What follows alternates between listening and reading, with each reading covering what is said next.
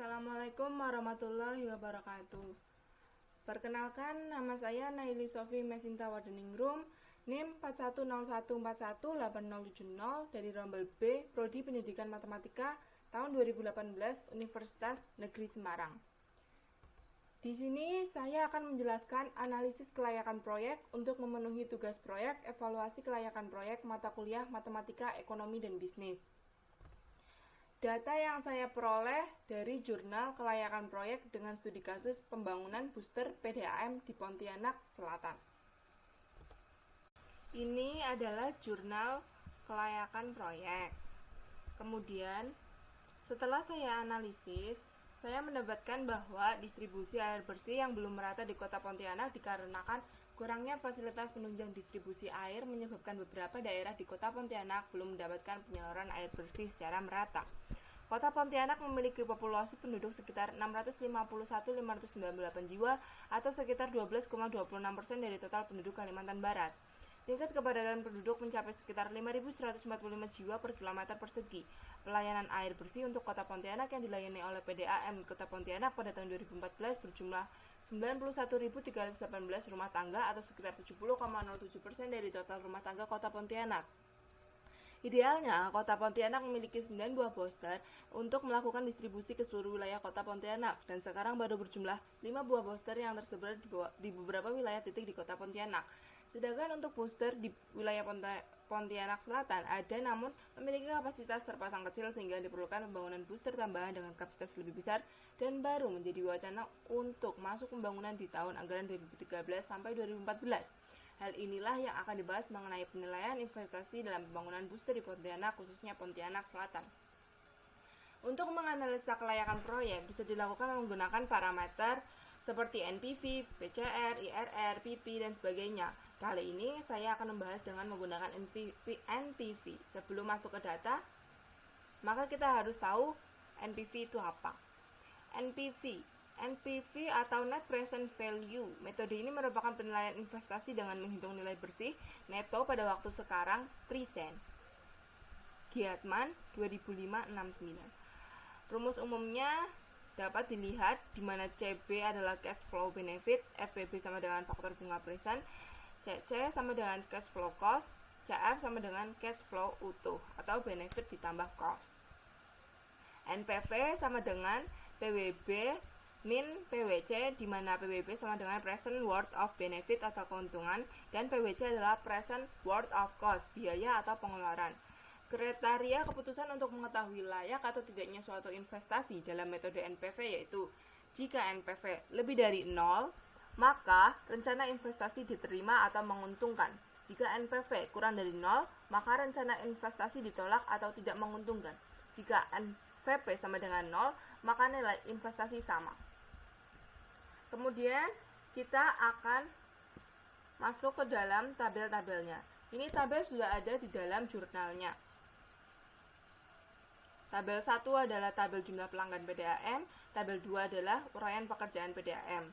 Kemudian kita akan menghitung biaya tak langsung. Biaya tak langsung adalah biaya dari uraian pekerjaan PDAM dikali 20%. Kenapa 20%? Karena 20% didapat dari kita asumsikan besar biaya tak langsung, maka total biaya investasi adalah 5.877.600.000 rupiah. Umur rencana pembangunan adalah 20 tahun. Kenapa? Karena sudah ditahu di tabel bahwa N tahun tabelnya menunjukkan angka sampai angka 20. Maka umur rencana pembangunan adalah 20 tahun. Pendapatan proyek per tahun.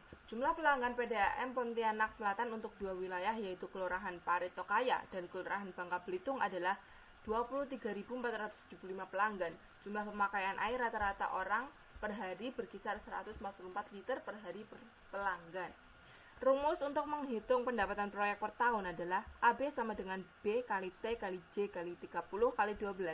Karena satu tahun ada 12 bulan.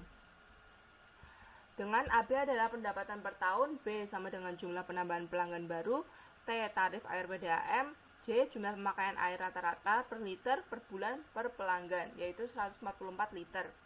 Asumsikan satu pelanggan sama dengan 4 orang, maka AB atau pendapatan per tahun sama dengan ini, maka menghasilkan 1.059.485.851 rupiah. Pengeluaran proyek per tahun, yaitu biaya operasional booster. Pengeluaran per tahun adalah total biaya operasional booster yaitu Rp262.800.000. Depresiasi atau penyusutan sama dengan biaya bangunan per umur rencana. Biaya bangunan yang sudah diketahui di atas yaitu Rp5.887.600.000 dibagi 20 karena 20 tahun, yaitu Rp293.880.000 per tahun. Total pengeluarannya yaitu ini, dan analisis NPV umur ekonomis karena 20 tahun diketahui di soal. Suku bunga I yaitu 12% per tahun. Pendapatan kotor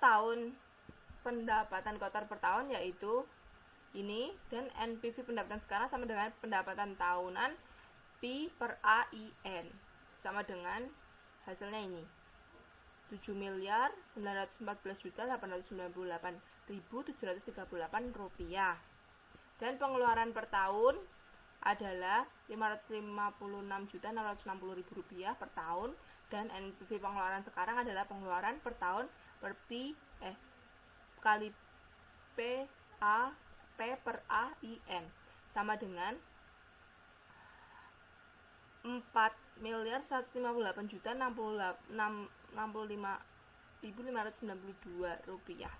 Nilai NPV investasi adalah nilai pendapatan sekarang min nilai pengeluaran sekarang, yaitu ini dikurangi ini, PWB min PWC sama dengan Rp3.756.833.146.